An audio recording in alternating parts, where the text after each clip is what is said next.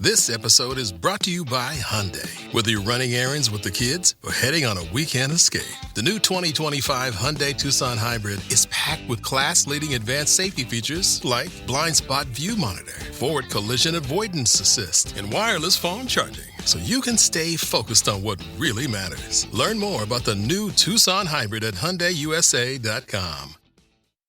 Hello, Anthony here, outside of our normal schedule and beyond the normal bounds of time and space. You know, July. We're trying something new this summer, ladling a little bit of extra gravy onto your off-season mashed potatoes. But don't worry, it's mushroom. What a joy for us all. We're producing a series of interviews with some folks we feel are on the forefront of modern horror. We'll be discussing how their work is reshaping and, in some ways, redefining the horror genre across different styles and mediums. Now, this project would not be possible without the support of our patrons on Patreon. So if you are one, thank you. And if you aren't, I'd consider becoming one. I mean, of course I would. You'll get access to an ad-free RSS, bonus stories, and a full behind-the-scenes discussion for every episode we release. But for now, please enjoy Alexander and Jacob's chat with the King of Chitin, the Sultan of Slime, the Commander-in-Chief of Scum Gland and Beef, Trevor Henderson, monster artist.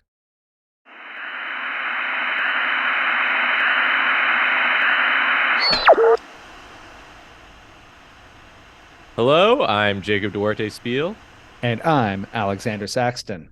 And we're 2/3 of Wrong Station. Anthony couldn't be here today. He's getting more teeth put into his head at the Getting dentist. them all put in there. They're Lucky a lot more. And from that delightful little chuckle, you can hear that we have with us in the studio, in the mind studio, in the chamber, in the chamber of the dreamscape of the mind octagon. We have the creator of such obscenities as Siren Head, Cartoon Cat, and Long Horse, the podcast Mayfair Watcher Society, and a new book of middle grade spooky tales called Scare Waves. It's Trevor Henderson, monster impresario. Trevor, how you doing? I'm good. Hello. I've never been described as a monster impresario before. That's great. And also, I really like referring to Siren Head as an obscenity. That's great. That's yeah. I think that's accurate. Very happy to be here. Thank you for having me on. Have you seen what Siren Head looks like? He looks like an obscenity. I'm sorry to say. He's very wet, Trevor. Trevor, when you were did you ever think of giving him a towel to, towel some of that off? There's wet varieties and there's dried out dehydrated varieties. You get all sorts. This is actually a question that I've had for a while. Do you think monsters shower? I mean that totally depends on cognizance levels of any one particular monster. But generally, no. I don't think so. Generally, no. Are there any monsters who want to shower but won't be let into places that have plumbing?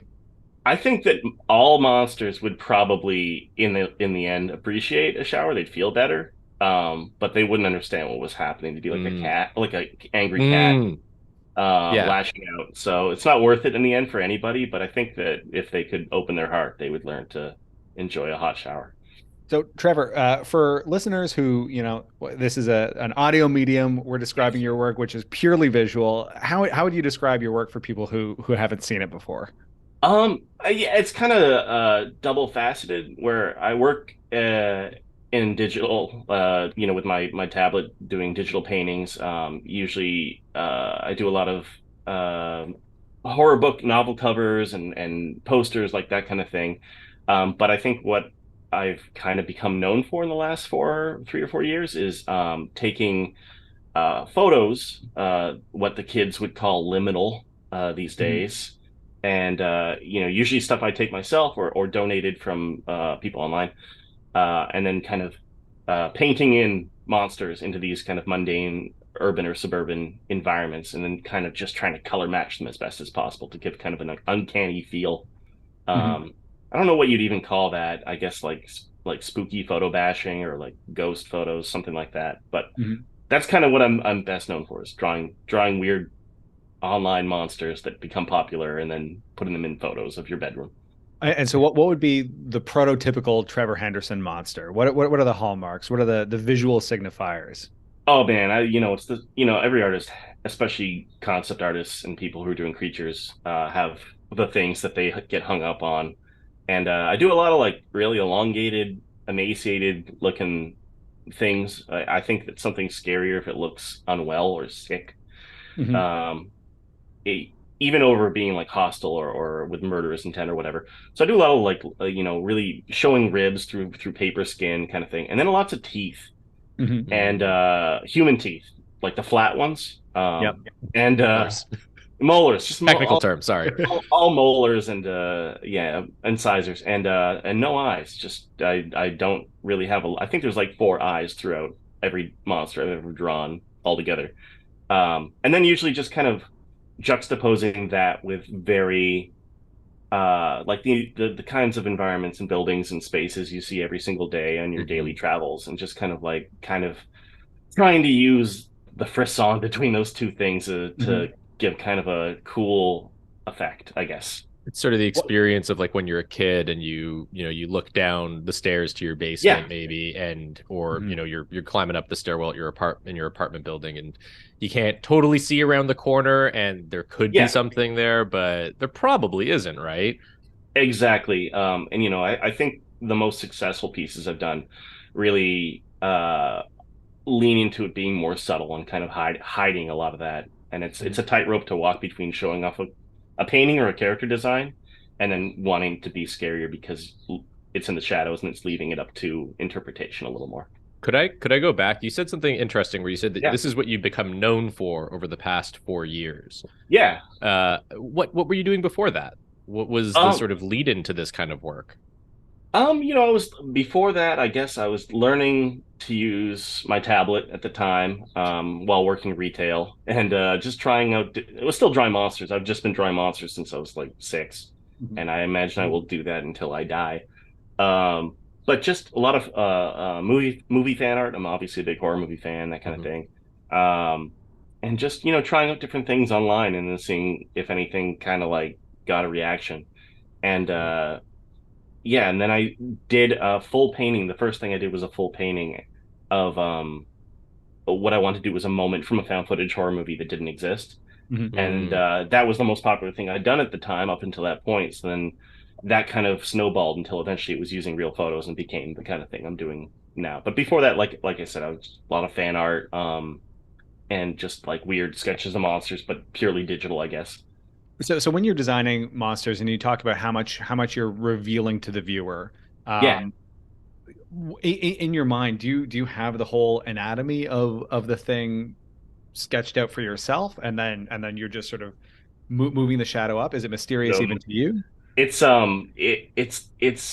I've never done a sketch beforehand, or even in the process of doing one of those photo based ones. I always will just draw flat onto the photo with no idea of what I'm gonna really draw aside from a Mhm. really very vague idea, and then it kind of forms as I'm doing it. Mhm. Um, and then I just try and make it as detailed as I possibly can, and make sure everything matches up in terms of lighting and color and texture and all that. And then at the end, I'll walk it back and play with transparency and put in the shadows and really like push it further away. Mhm. Um, so there's lots of them where it'll be like something that's really obscured or blurred or indistinct because of the motion of the camera supposedly. Uh, and but it's only after the fact that I've done this, after like doing a really detailed painting, I guess. And then Just when you come back to characters multiple times, sort of new aspects of them are revealed to you until yeah, the creature is sort of like this amalgamation, is sort of this emergent thing. yeah, absolutely. And there's a real like audience response level to that Mm. too, where like a certain piece will, for instance, become more popular, or a certain drawing of a character will become more popular than the other ones. That'll become like the mode of that character going forward, I guess. And then you can kind of patch together like it's like many different people encountering like a monster in the wild over a course of like years. Mhm. Mhm. And then if you laid those all out, you can kind of put together what it would look like, I guess, is kind of how Uh-huh. I work, if that makes any sense. Oh, that's really Totally. cool. Yeah. Yeah. Like Siren Head, for instance, which is by far the most popular thing somehow I've ever made. It just that guy's really changed a little bit over the years in terms of scale. When I first did it, when I first drew the character, sorry, it was in, three or four different photos with a little flavor text and stuff like I do. And it wasn't for a couple of years till the character caught on. And at that point, when it caught on and started kind of weirdly going viral, it was massively taller. It was like almost kaiju sized. So Mhm. like I kind of like found a nice happy middle ground there where it ended up being a lot bigger than I initially envisioned it, but not to the point where it's Godzilla sized because that's not scary at all to me. Mhm. Hmm. Um, but like I said, it's totally shaped by, the response and the audience. Interesting. And Yeah. and is there a monster that you felt was going to have a bigger response than it actually got, or was there one that you wish had gotten a bigger response than it actually got? Um, well, it's really unpredictable. I've never like Mhm. sat down and tried to do one that I'm like, this one's gonna blow up because I think that's folly, especially with the internet. There's no Yes. proving. Mhm.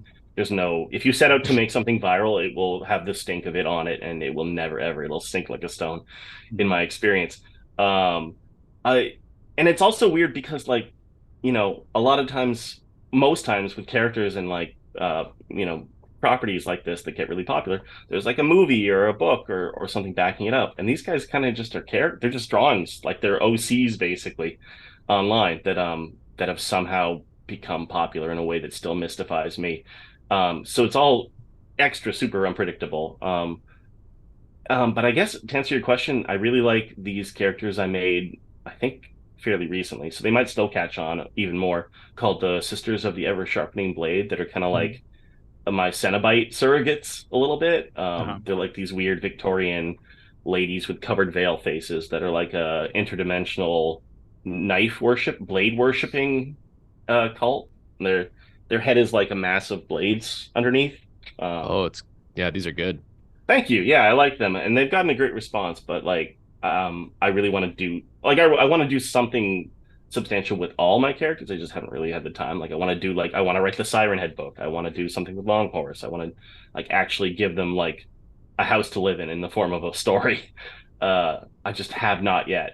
And I think I have a really good idea for those ladies in particular, and I think that I there'd be a really cool, fun period set horror story in the like the epistolary style, like Yeah, Oh yeah, perfect. that'd be yeah, great. yeah, done through like Gothic. Yeah. yeah, goth, exactly. You get it exactly. So yeah, I'd like to see those ladies get more of their due even. Well, Well, if you ever have a I short story that Yeah, yeah, yeah, um, please. performed. yeah, Also, yeah, I didn't absolutely. know that the Sisters of the Ever Sharpening Blade were yours. I just they're Oh, sort of really? existed in like a cloud of horrible things from the internet that are sort of Yeah. rustling around in the dark spaces in my brain, Oh, and and, cool. and it makes them less scary to know where they came from. I know. So I appreciate that. I'm sorry I took that from you. I love that they were just like a thing. That's kind of the goal is it's like a double-sided blade where like that's kind of the goal, but also like Mhm. it is also mine and don't do horrible things to my babies at the same time. And it's the internet, so it's hard. Yeah. Yeah. I had there was one that I saw recently when I was doing some additional research because I know your work, but I wanted to like really know it, and I came Yeah. across the singing clergyman. Oh God, I love that thing. And Yeah, that thing's very good. I think it's such a cool idea, and I have ideas for it, but I have again, it's something I haven't had the time to sit down and do like a whole narrative for.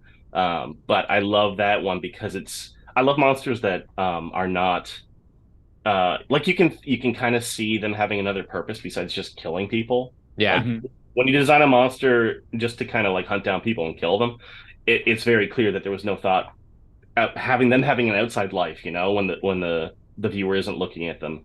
And I Mhm. really like monsters, and I try really hard to make this something that you can think about.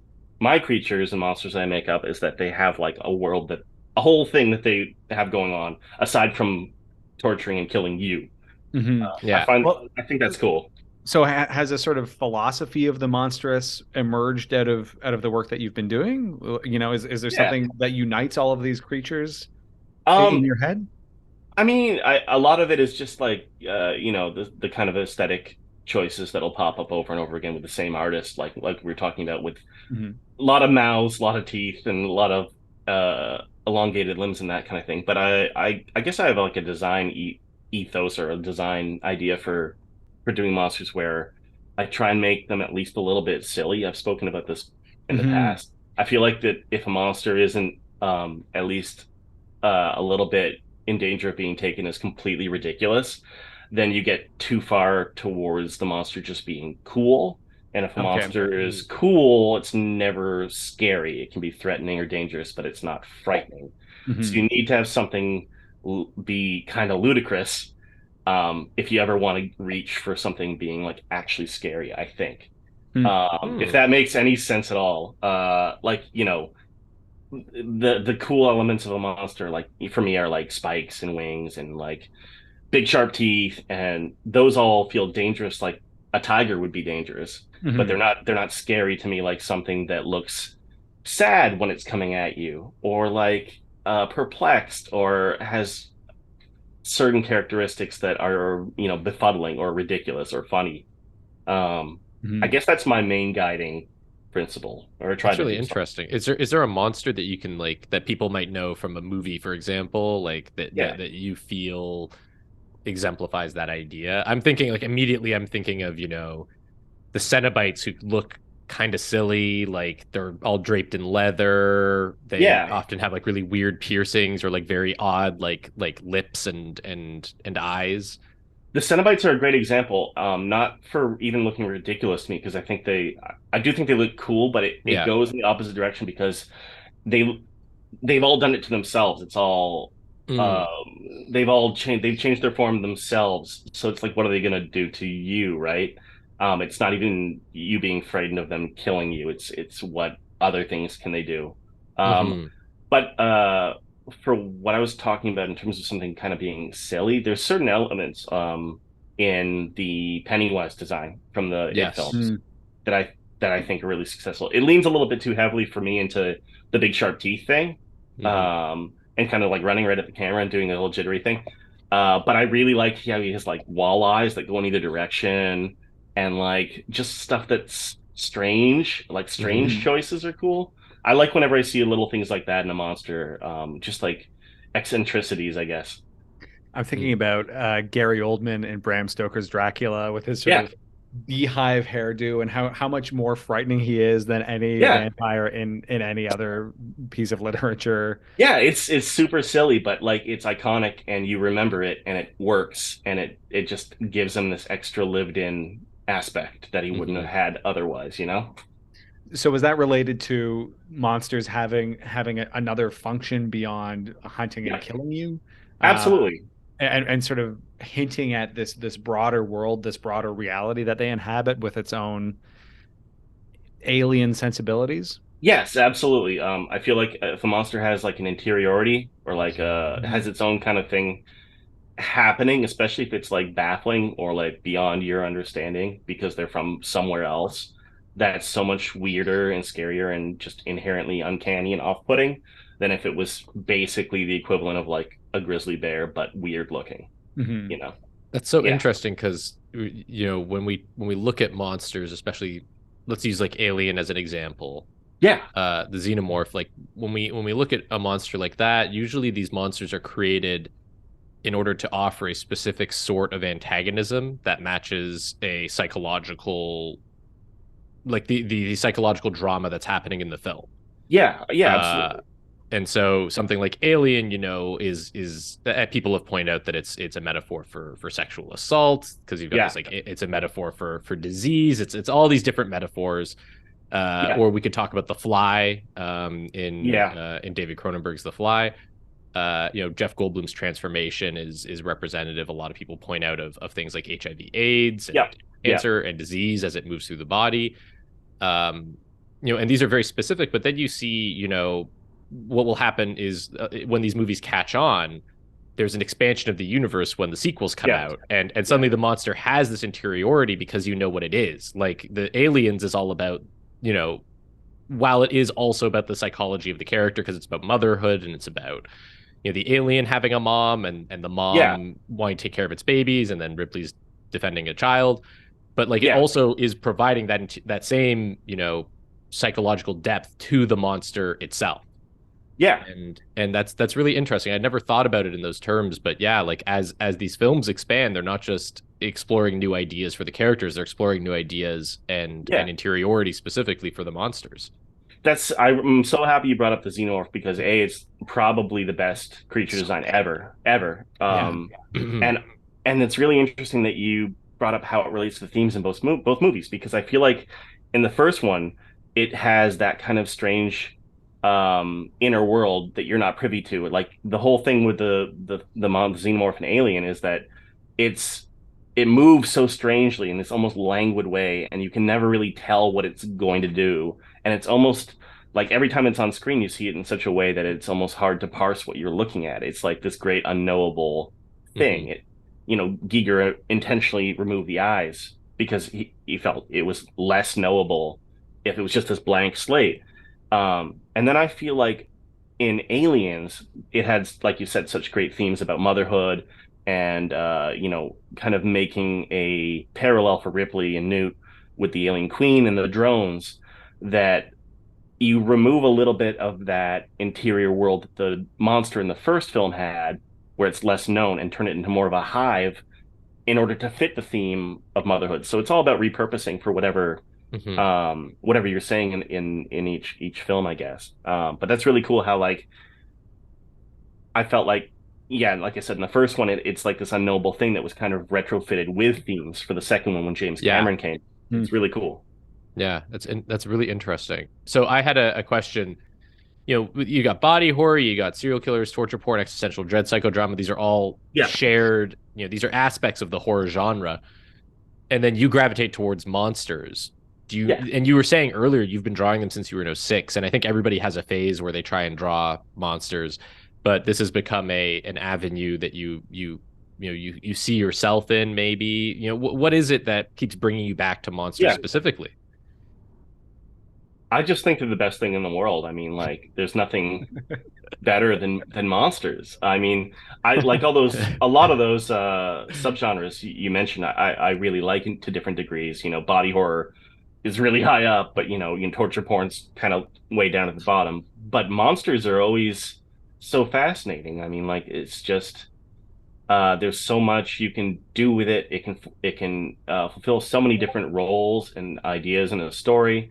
It can be, you can see yourself in the monster as the outsider. You can do so much with the monster, on a deeper level, even from just the surface, which is that the surface is that monsters are the best thing, and They're every dope. story, Yeah, every story is better because the monsters they kick ass. My answer is that monsters kick ass, and I like they're the best. Yeah.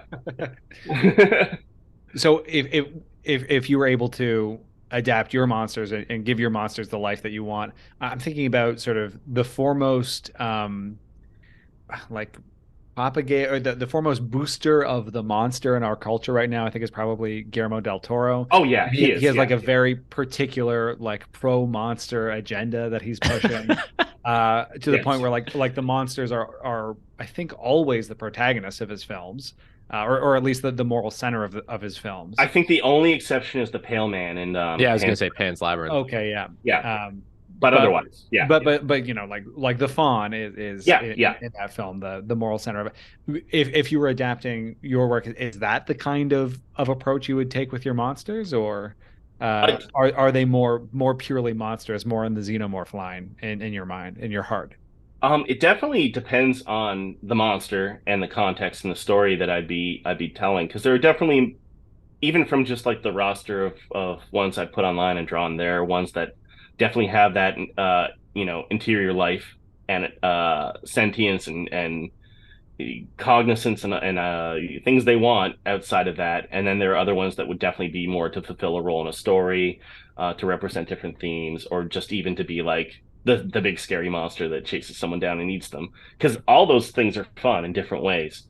But if I was going to do something that was like a bigger project, like say a Del Toro kind of thing, I would definitely want to, definitely the more interesting avenue is something that has an interior life and an ecosystem it's from, or somewhere it's from that is being interrupted. I feel like a lot of the monsters I draw are equally as confused as maybe the people encountering them. Maybe things that are stuck or stranded. I think that's really interesting. What do you think about when you're considering a new design? Is there a thought process that you return to? I mean, there's things that I get hung up on, and I definitely have to like try and vary some design choices. while also keeping it something that I find interesting or scary. There's some stuff I just won't incorporate into a monster design because I don't think it's very, fun. Like, tentacles or something that I generally don't Interesting. really have because I don't think that that's scary. When in Pretty fact played they out. are. They're played out a little bit, and I'm sure there are a lot of ways to do it in a way that isn't played out, but it just I don't have that. I haven't hit that yet. I don't know. I haven't got there yet. But when I'm starting a design, I just will usually have one thing that I want to express, or it could be as simple as like, what if there was a guy but his head was on upside down or whatever, uh, and then just go from there and kind of feel out the rest of it from there. And then usually once I've done the whole design, then I'll come up with the backstory at the end to kind of like retrofit why this thing is here and what it's doing and why it's in this photo or drawing or whatever, what have you. That's such an interesting process because I find that when we write episodes of Wrong Station, for me at Yeah, least, I'll often start with an image will yeah, come to mind, or a kind of person will come to mind, yeah, and everything kind of grows out from there. But it's almost as if it doesn't matter where that initial spark comes from. Everything just kind of grows out from that point. And if this point that I'm imagining is sort of towards the end of a finished product in my head, it'll still yeah, grow backward. Or if it's at the yeah, beginning, it'll grow forward. And it doesn't. exactly. Yeah, Yeah. But what I find really interesting is, you know, not to get like philosophical, but like it kind of reminds me of like, Taoism and this idea of, the effortless action and the idea of like just allowing things to kind of come to you and then making movements that are that require the least amount of energy for them to be yeah, sort of successful and to make you feel like you're in the moment and creating the thing as it's happening. And it yeah, sounds like you're sort of talking about this in like a it's just very familiar to the experience of writing these kinds of stories and to yeah. working them out in some way. Definitely. Where the Yeah. I was just gonna say, yeah, definitely all the ones that have in the long run turned out to be really popular were definitely the ones that I were not like belabored. They were the ones that like I had an image and then it just kind of like worked itself out from there in a way that I can't really parse. Mhm. Yeah, it's Yeah. you're just sort of creating a representation of the thing Yeah. that haunts you in your own brain, and then you're like, I don't know if anyone else is going to feel this way. And it turns out that like most people's brains are, about like Yeah. 75% the same. So Yeah. you're probably going to find someone.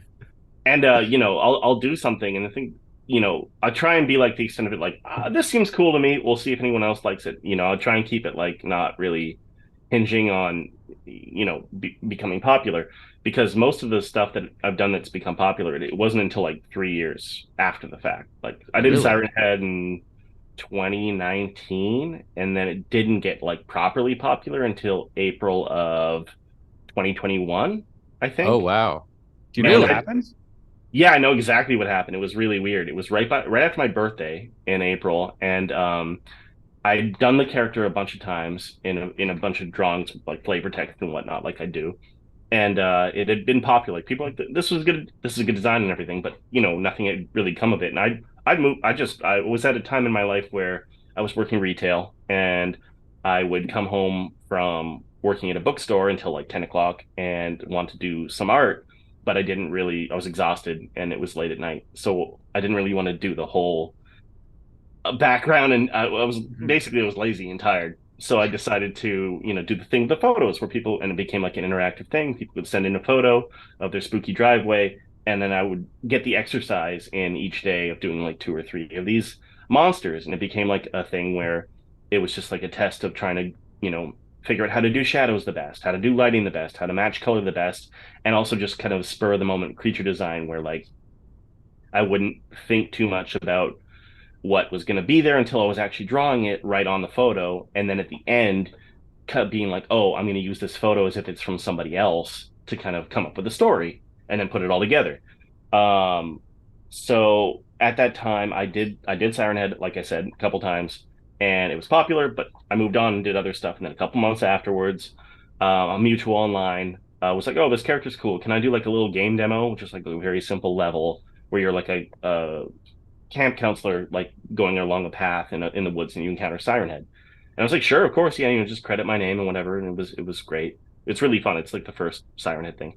And then years went by, and then in April of I think 2020 or 2021, um, two things happened within like 2 days of each other, and that was that the YouTuber Markiplier Oh uh, yeah.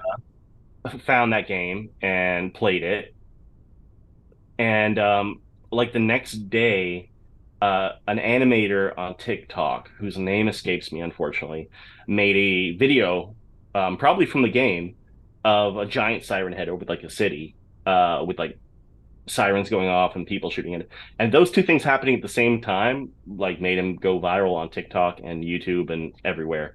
And then it like it exploded from there. It was absolutely just those two or three things. Like, then a bunch of other game YouTubers started playing Siren Head games, and then more People people making started. unlicensed plushies. Oh And yeah, those plushies. Oh, yeah.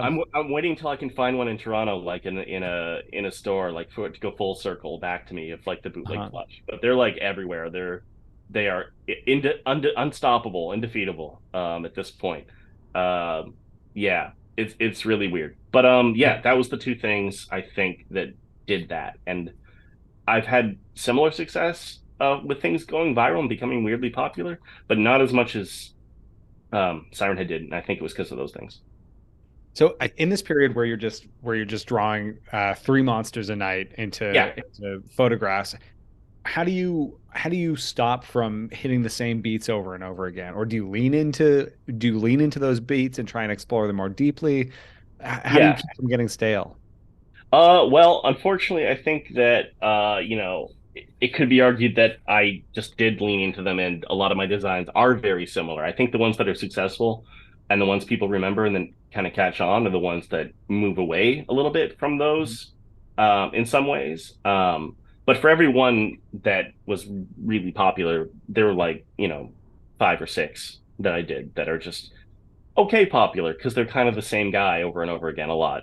And I think just the sheer quantity of grinding those out when I was doing like three or four a night for probably 2 or 3 years, it helped me just burn through kind of bad ones, I guess.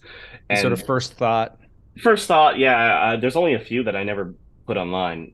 So it's all out there, and a lot of them are quite. You can tell I'm not very good at them. Especially the 2019 ones that I think are mostly just on Instagram. They might be the only place where they're officially from me still online.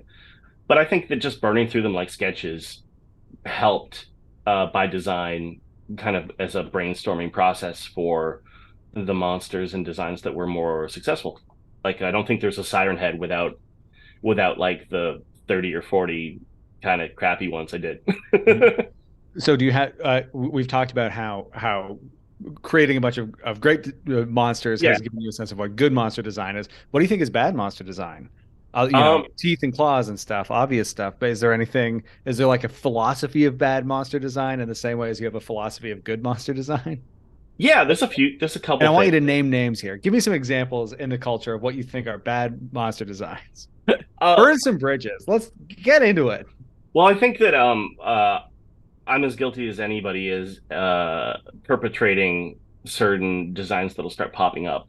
Like, there's a lot of really skinny, emaciated dudes in movies and stuff now, and I think that might be a little bit to do with Siren Head. I don't know. I could be wrong, but it's there's a bunch of them that there are certain monsters that I will just have qualities that I don't like. Like, you mentioned like sharp teeth and stuff. That can work. There are exceptions to prove the rule, but like anything that really points definitively to the intention of a monster, and usually it's the intention is gonna kill and eat you. It's gonna be as scary as a lion, which is scary, but like it's not really iconic to me as a monster. Whenever you see a monster that has like, I think Del Toro's actually talked about this before, that there should never be a monster design where the angry expression or the hostile expression is baked into it, because then you lose all kinds of depth and expression, especially when you have someone in prosthetics playing it. So whenever you see a monster with those brows, like the angry brows, it sucks. Like, you've just limited yourself so much by giving it like a permanent angry expression. I find that so unfortunate.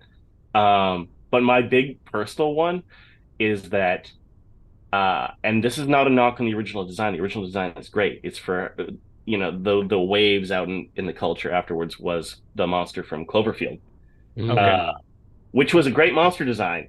It's just that because that monster design was so cool, every single goddamn science fiction and fantasy and horror movie with a monster for the next like 20 years just had more Cloverfields in it. They were all like the monsters in my God, the movie where they can't talk because of the monsters.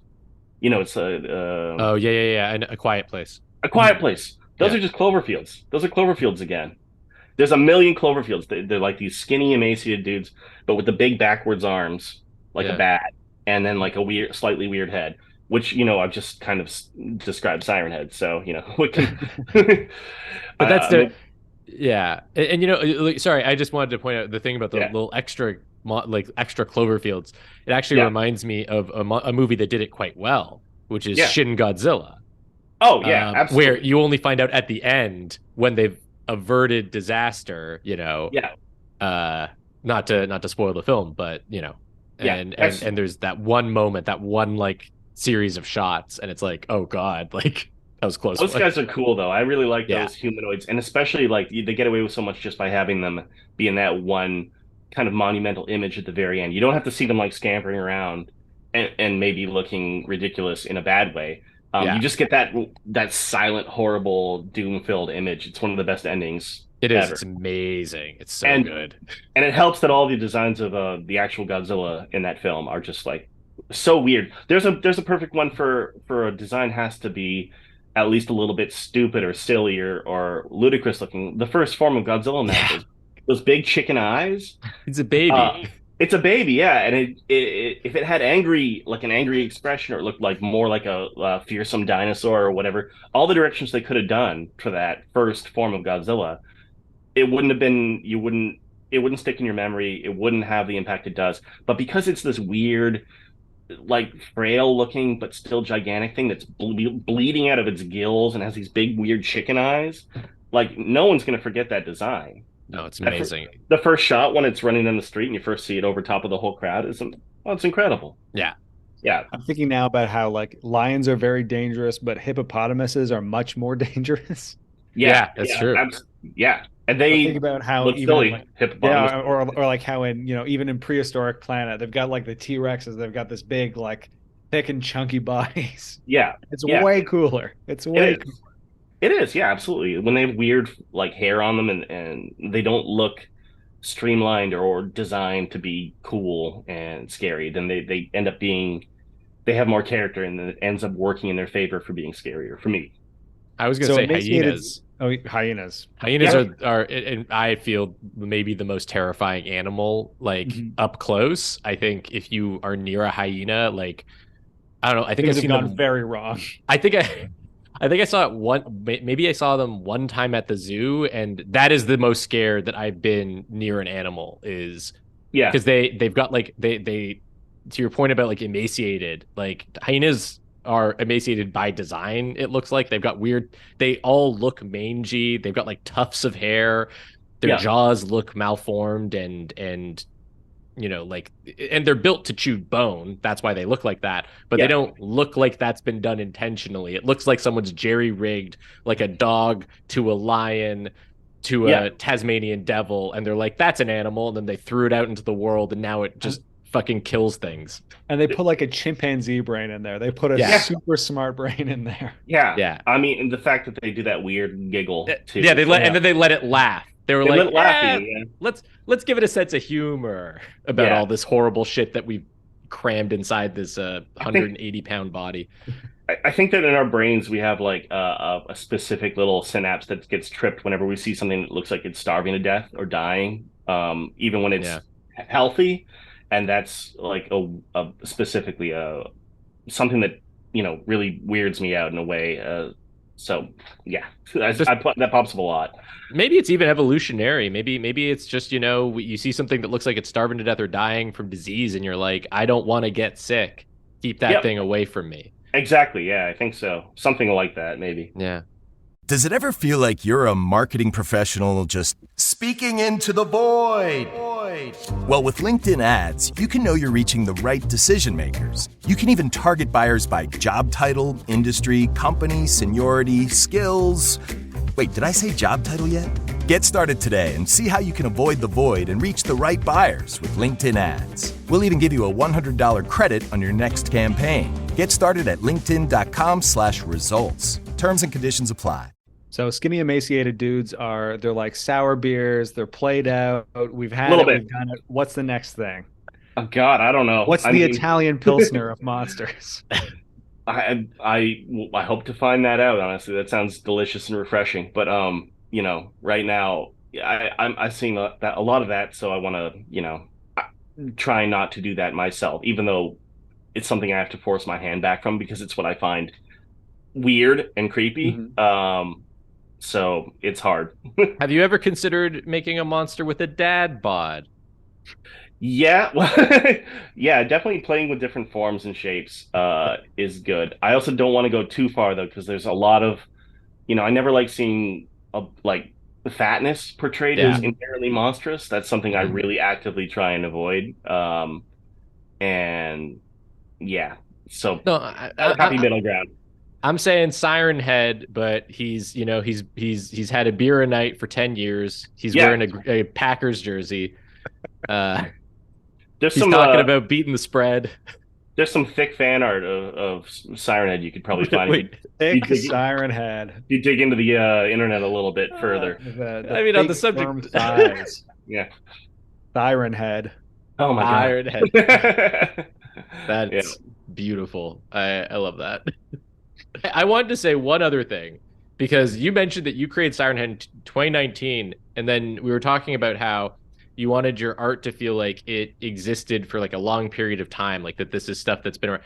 I gotta say, I thought that was like 2012. I'm usually good with dates. Oh yeah, I was sitting there. I'm sitting there, and you're like, 2019. What the fuck is he talking about? This guy doesn't know when he made his own art. I definitely remember seeing Siren Head in 2012. Yeah, I was at a party at university. Well, it's definitely part of that tradition of like, it's definitely in the long line of very kind of retro creepypasta, like Slender Man, obviously, that kind of thing. So, part of that's by design for sure. But I think that that's like a, on the subject of how you create these things. I think the creating something that feels kind of timeless to an extent, obviously, but it feels like Siren Head could be from the 60s, the 70s, the 80s, the 90s. Like it's not tethered to any specific time or place. And I think that there's something really cool. The way that you were able to do this was by essentially, in a way, giving up your authorship. Like you're the man behind the curtain. People don't, you're not going out of your way to directly associate yourself with it. Like someone will make a Siren Head game, it's based off your design, but you're not the one making the game, for example. No, that was definitely part of that was part of the initial design choice of like kind of letting it go. And that eventually got taken out of my hands completely, where it would just, when something goes viral on the internet, it's gone. It's out of the gate. The barn doors are open, as it were. But that was definitely part of the process in the early part when I was making the character, and also, working with that medium and just trying to get some of that spooky, like early 2000s to 2012 creepypasta going. It's part and parcel with it, I think. So I want to go back a little bit to what you were talking about earlier about you create monsters and then afterward you sort of figure out what they're about, or you've never gone the other direction? You've never had a concept for what a monster is about and then drawn it from there? Well, usually I'll have like you mentioned earlier, the spark of like an idea, like, and then the image of some characteristic or something I'd like to see done, and then I'll paint it and then do the rest. But I've never had a fully formed character with a backstory and all that. Even like, at this point with a lot of the characters, they'll have anywhere from no backstory at all, just wanted to kind of see what it would look like in that environment, to the barest framework, all the way up to like, things that I could think I could fill out and have ideas for. Like I have an idea for a Siren Head story with characters and what that would look like, and a few other ones. But it's a whole range in between, and I've never started with the fully thought out one and then done the character for it. That's not happened. That sounds good. That sounds nice. I wish I had that a story first. That's the hard part for me. I'm good at doing characters, I think, that look pretty interesting. It's just like getting the world that they live in and the characters that would interact with them and what would happen in a 3-act structure, say, is harder. That's after the fact. Yeah. Well, I was really interested because when I was doing research for this interview, I was going through. There's a whole Trevor Henderson wiki with just like dozens and dozens and dozens of monsters, and all of them have this like huge, mythos around them. And then Mayfair Watcher Society is obviously doing that. Like these things sort of, like, it reminded me a lot of, I did a medieval studies major. That reminded me sort of like the medieval bestiary as this like kind of text that has existed for like, all the way going back to ancient Greece. And the thing that sort of unites that type of text as a genre is that all of the like examples of different monsters and creatures that exist in the world are sort of like metaphors and moral lessons. And like in the medieval bestiary, it's like every single story, every single monster in here is like a little like life example of like a religious teaching. And I just think it's really interesting how like these texts, this sort of meta text that you've created is kind of the opposite of that. It's this sort of like bestiary of the internet where it's not rooted in any sort of like divine truth, but in like this empty cosmic horror. And I just wonder, like the bestiary is about sort of teaching a kind of moral lesson. And I wonder if there's something you want your audience to understand about the world from the monsters that you've created and put together. Yeah, that's super interesting. I agree that there's definitely they're not supposed to be lessons or moral lessons or anything like that. That would be an interesting exercise though.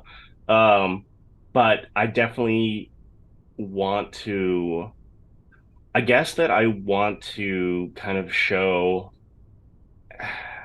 maybe a fresh way looking at spaces in the world that you might not think about. I think that there's a certain uncanniness to things like spaces that we don't even see anymore because it might be on your like daily commute or whatnot, and I won't say liminal because liminal is so overused and doesn't really even mean anything anymore at this point, but just common spaces that everybody sees and nobody really sees because you're just kind of going about your day. And I just want to draw attention to that with these uncanny creatures and just kind of tie it into like what you brought up way earlier about like that fear of the dark you had when you were a kid and that fear of being alone and like very rooted in childhood kind of like fears and anxieties, and then kind of tying that into the modern day, if that makes sense. I think so. I mean, I think something that's really interesting, I'm not going to tell you your business, but something that I noticed while looking at your business is good. Oh, thank you. No, I can't say that. So, okay, fine. But what I noticed looking through your designs, something that I noticed that you return to often is the idea of the past as something that is full of sort of unknowable horror, I guess. And, this goes not just with, you have Cartoon Cat, which was quite popular, which is sort of your Felix the Cat. I would say, if I'm not mistaken. No, you're right. Yeah. Exactly. But then not just that, but also the Singing Clergyman, which we were just talking about, the Sisterhood of the Ever Sharpening Blade? Yes. Yeah. That's right. Also Victorian era style there. But beyond that, Siren Head itself that is not a modern siren. That is a 60s, 50s siren. That is the kind of siren that you would see in your high school. That was like Alexander and I, we went to the same high school and it was built in 1918. And a lot of the facilities hadn't been updated in decades because, you could say it's because they still work or because there's not enough funding for public schools, but go vote in the Toronto election, by the way.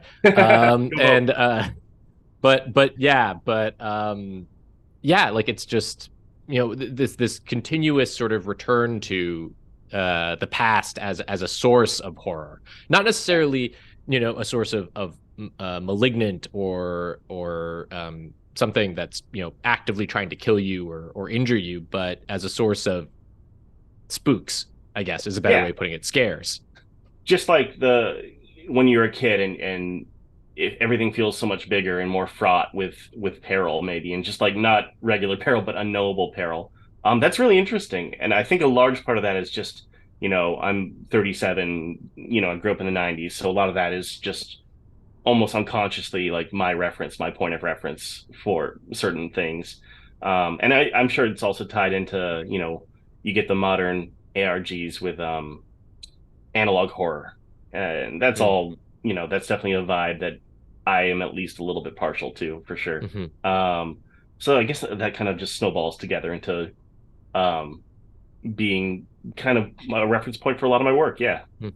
I think there's also something to the idea that the past is uh uncanny because it's like half a step or 1.5 steps removed from our experiences in the present, which means that Yeah. there's different slang, different terminology is used. Like when was just as an example, when was the last time you used the word clergyman? I Yeah, I like guess you so. just like don't you I like I in everyday life I know what it means, Yeah. but I think that might be when I said it out loud to you 5 minutes ago, that might have been the first time I've ever said that word, and I A didn't lot. like it. Yeah. A lot of that is like completely unconscious on my part. But I guess it is trying to root a lot of this in the past. Like I could have easily called that thing the singing priest. Hmm. Um, but also doesn't sound as spooky. It sounds way spookier if you say the singing clergyman. So Clergyman. that might be part of it as well. But I Hmm. definitely like that archaic vibe is definitely something that pops up a lot, and it is intentional in a lot of ways. Hmm. So it seems from your online presence that your response to these creatures is one of delight. Oh Uh, yeah. like you love these guys. Like, do they still scare you? Oh no, I don't think any of the things I've drawn have ever really scared me, except for maybe like one or two kind Was of there any one point offs. that they scared you in the process? Is it just when they once they became familiar they stopped being scary, or were they always just products of love? I think it's just, being the one who drew them all, it's really hard to be scared or find them even uncanny because it's all me just focusing on, rendering and light and tone and stuff. Mhm. They definitely all incorporate different aspects of stuff that I find really scary in other things and, in the real world. But not them specifically. I guess, it's really hard to find them scary. They're all my characters. Mhm. Is Here's a question though. Have you Yeah. ever been online, in one of the horror spaces that you frequent, and someone sent you an image and you were like, "Oh, like you got spooked by an image." Yeah. And then you realized, "Oh, wait a second, that's their interpretation of one of my characters." Like, have you Uh, ever been spooked by someone else drawing not necessarily Siren Head, but anything? mm, I don't think so. I think the recognition goes before anything else. I Interesting. definitely appreciate fan art. Like, there's been some incredible fan art. But no, I think that I'm like, oh, that's one of my characters first before I can even get scared or startled even. Can I make a So what does request for scare you? Oh, sorry. Oh, the number one thing that scares me, besides all the normal boring shit like, Mhm. failing and Global warming. global warming, all that stuff, Bees. is bees, yeah, being mediocre, all that. The kind of like legit scary thing that gets me is whenever pops up in a horror novel, something is hostile architecture Hmm. really gets me. Like House of Leaves, like you're in a Mm. building and the Mhm. building's changing around you and the building hates you and knows you're there. That stuff bothers me so much. Like and stuff and besides that, whenever there's a fate like way worse than death, where someone's like trapped forever in infinity, like those kinds of concepts always really bother me. A lot. Mm. There's a really good movie called Occult by Koji Shirashi, which you can Mm. watch on YouTube for free. Hmm. That has a concept towards the end that I won't spoil, where someone, well, I won't spoil it, but it involves the concept of infinity, and it's very frightening to me. Have you seen the short film Curve on Uh, YouTube? I love Curve. It's Curve one of is the so best. scary. Oh, it's Yeah, so fucking good. I made a list of short films. I made like a post on Twitter, I think like a year ago, and just being like, here are my 4 or 5 top favorite Yeah. short horror films. And then I realized after that they were all about like scary buildings that hate you and want you to die, or weird pits that are alive, or just different architecture and structure related scares. It's For really people interesting who that that's not the work that you do. It's yeah, really that's interesting really that you stay fascinating. away from that. Yeah, I've flirted with that a little bit once or twice, but I really should because I think that would be really weird and cool. Yeah. I mean, honestly, but I mean, that's the funny thing is actually you do that. You just do it in your own way because, as you pointed out, like one of the key aspects of your art is that it's photos of places Yeah. that have then been made scary. But it would be really cool for you to like, I don't know, make a No monster, just like no the environment. or like a building in the middle of the desert or something. Like something. I did one. Let me see if I can find it and drop in here. But it's like Okay. it's one of the few examples of this, and it's a building, just a weird grassy plain with a building, and the building is like duplicating itself. It's like it's called architectural mitosis, where the building is like Mm, dividing and growing in this I love weird that. cancerous malignant way. Yeah. We got a Henderson exclusive. Oh, I posted it a while ago, I think. Damn it. Yeah, sorry, not an exclusive. Damn it. But I'll let me see if I can find it. You can go on. I don't want to hold everything Okay, up. sure. Sorry. I am now. I'm curious if you listened to the second last episode in our most like the season of Wrong Station that just ended because it's all about Ooh, a no, not yet. building. It's about a skyscraper, or it's about the building of a skyscraper. I won't give it much away, but similar sort of pseudo. Ooh, I'm gonna look at this. Let's look at I this. love this. This is exactly the kind of sensible mid-range urban development that is illegal in places in America. yeah. Yeah, It's this mostly is it's my fear of condos and condo development rubbing out every interesting or individual thing in a city. vote for Olivia Chow. Both for Olivia Chow. You get No, I that. haven't listened to that yet. That sounds totally my shit, though. I got to get on that. Yeah, no rush. I was just curious if you had thoughts about it. But yeah, and Nice. that building that's a great building. Yeah, And a it's great piece the of horror art. original. Thank you. The original. It was just the first floor of it is the only Mm. actual thing. Everything else is just built up on it Oh, through very cool. Photoshop. Yeah. All right, well let's move on now to talking about a real monster. This Ooh. this industry, this industry of trying to make a living in the arts on the internet. Yeah. The kind of work you're doing is, creating monsters online for millions of people isn't something that existed I'm 50 baffled. years ago. Yeah. Yeah. Where do you see things going in the future both in terms of your personal career and also in, the field, the Well, industry? First off, let me just say that I'm just absolutely, I do not take it for granted that I can draw monsters and people like them, and it's enough that, people hire me to do commission work and I can live off of it. That's incredible. I just hope that for my future, I hope that I can keep paying my rent with monsters. A true Toronto answer. That would be amazing. I just don't want this to collapse. That's my Yeah. goal. But I would love to work on certain IPs. Like if they ever bring back Channel Zero, I'd love to be involved in Channel Zero, Creep Show, anything like that. As for a broader like where things are going, I think that um, a big thing with modern horror right now, and that I'm really excited about, is uh, the kind of greater horror industry embracing analog horror in a lot of really interesting ways, especially with a bunch of younger generations. Like Skinamarink just came out, and just your thoughts on the film aside completely, the fact that got such an interesting response, such a huge response, and became a really popular in theaters film when it was like basically an incredibly scary to me art film Yeah. is very heartening. I think that people are hungry for something that's different, and I think that's kind of the direction a lot of horror is going to go. That The Outwaters just came out, similar kind of approach. We're all going to the World's Fair. I don't know if you've seen that movie. These are all on my list. They're hard to access once they're out of theaters is the issue. Yeah. They're all, I think, part of the analog horror kind of aesthetic and ideals of internet online horror, kind of evolving into different spaces, I guess. I mean, even with the Backrooms, there's an incredible series of YouTube videos with God, the name of the creator is escaping me at the moment. I'm terrible for that.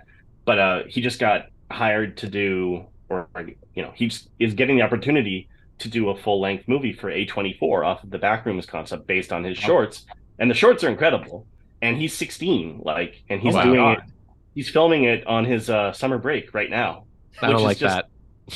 I like that. I think that's cool. No, like, I just don't like that there's someone who's 16 who's doing H24. No, I'm twice that age. Give me the thing. I'm 37 and this guy's like 16 and he's like kicking my ass at it, honestly. But I just think, yeah, it's cool that a younger generation who grew up on the internet and have this whole set of very specific anxieties and worries and weird impulses fostered by being a kid on the internet, is now getting the opportunity to do these really strange, horror, new, weird films. And I think that, especially with the response to something like Skinamarink, it's going to just kind of snowball a little bit, and that'll be the next weird direction it goes in, I guess. I'm reminded of Ted Chiang made a short story that I think was in the collection that's now called Arrival, but it had a different name and I can't remember the other name. But in that collection, he has this short story about parents of kids who they can basically opt into giving these kids brain chips that speed up their brain development and allow them to do like new math and new language. But by doing this, they're also basically condemning themselves to no longer being able to communicate with their children. Right. And I think about that when you're talking about analog horror and kids who grew up firmly online with surrounded by the very fully developed Web 2.0 social media situation. Yeah. And just how different that was from my experience growing up. And like, I grew up and by the time I was, 10, internet was a fixture like in my house, but it was not yet the Web 2.0 that like these 16, 17, 18-year-olds are growing up with. Yeah. And just like what you said about like their concerns and fears being so different from what my experience was, which was like, fucking Angel Fire and Geocities websites and like, one time getting completely incorrect information for a project I was doing for school because I didn't know the page I was reading was satire. Like that was like the worst thing that happened to me. And now it's like a completely different experience and one that I can't fully communicate with. And it's like, first of all, how do you make horror for that audience? Second of all, how do you consume horror made by that audience as someone who didn't grow up like that? Yeah. And like, what are the brains of creatives that have had that terminal level of online for the last like 30 years going to look like? What's that going to be like? It's going to be weird and scary, and I want to watch it. I got a Hieronymus Bosch painting going on up here. It's not good. I got like a donkey sitting under a tree in my brain, and they got whole other thing. Yeah, my brain is like the Saturn devouring his son. But he's eating also my brain. It's a brain eating another brain up there. Yeah. Well, I think we're getting close to our time here, so. Thanks so much for sitting down with us and chatting with us, Trevor. It was an absolute delight. It's so rare to have a conversation with someone, with Jacob, and every time Jacob mentions like a thing that he's seen, they've been like, "Oh my God, I know what that is." Oh yeah, absolutely. Thank you so much. This was great. Yeah. Is there anything that you would like to plug before we head out? Please. Oh, yeah. I guess the most prominent thing is that I wrote a kids horror book for middle grade audiences with Scholastic called Scare Waves, and it comes out October 3rd, so fairly soon. October 3rd. I did the cover, I wrote the whole thing, and it's got 26 interior illustrations in black and white. It's very much like a Fear Street / Stephen King's It for middle grade audiences, but with just like chock-a-block full of monsters. There's like 8 to 9 different really weird monsters in there, and I think kids will enjoy it. I love that. That's really exciting. I'm sure I will enjoy it. I'm really excited to get myself a copy. I hope you like it. I hope you enjoy it. Would you like to plug any monsters that live in anyone's house? I don't want to ruin the surprise. They'll make themselves known fairly soon. So just, hold tight and stay vigilant. Yeah. Don't check under your bed. Don't check your closet. They will come to you. Yeah. Okay. All right. Well, thank you so much, Trevor Henderson. Find him everywhere online at Slimy Swamp Ghost. I'm all over the place. It's a All problem. over the place. It's Yeah. it's a It is lot. a problem. But always glad you as recognize it. at Slimy Swamp Ghost. Yeah. It's like it's a Slimy Swamp Ghost on most stuff, but I am Trevor Henderson, all one word on Instagram, and that's the best place to find all my art without like a bunch of bullshit recommendations and stuff in between. So Perfect. All right. Yeah. Thanks Cool. very much, everyone. And Bye. as we always say, thank you for listening. Bye.